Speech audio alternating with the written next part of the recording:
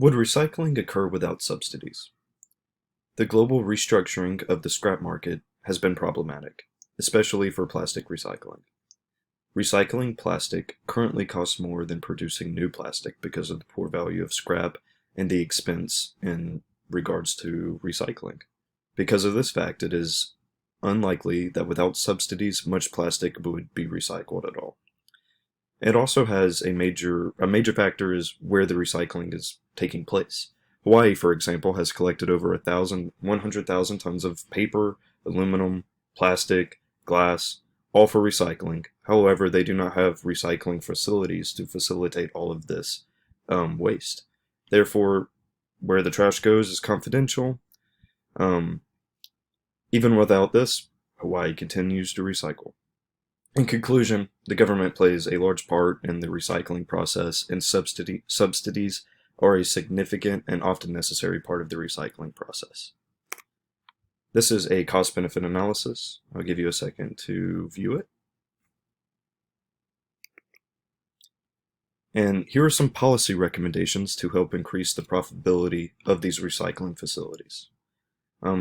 The first recommendation would be a tax on virgin materials. Such a tax could positively impact the profitability of the recycling industry by increasing the demand for recycled materials.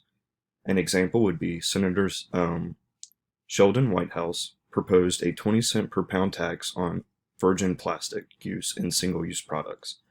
The Reduce Act's tax would then go into a plastic waste reduction fund, encouraging manufacturers to use more recycled materials. Another policy recommendation would be policies that support infrastructure development. By enacting new infrastructure support policies and programs that encourage physical infrastructure investments, the government could help businesses maximize their investments in the recycling infrastructure. An example would be the government implementing a policy to provide financial assistance to existing recycling infrastructure in need of financial assistance. As a result of this, the recycling facility's profitability would undoubtedly increase, as well as their profitability. Some more recommendations would include recycling content requirements for products. Recycling content requirements for manufacturers producing plastic goods would help recycling plants increase profitability by significantly boosting demand for the recycled material.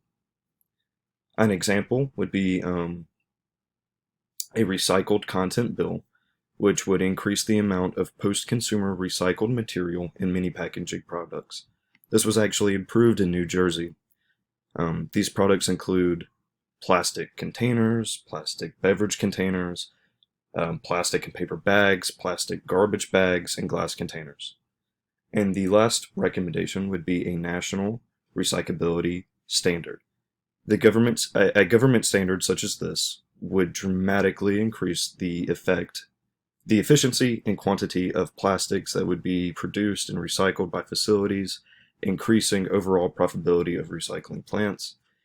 An example of how this could be accomplished is a proposed bill to Congress advises the EPA and the Department of Energy to coordinate with communities and the plastics value chain to create a set of federal guidelines for plastic recycling.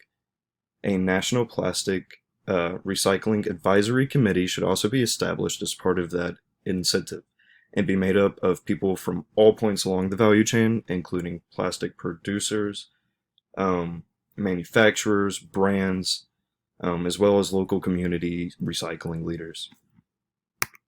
This is our resource page, and we appreciate you listening to our presentation.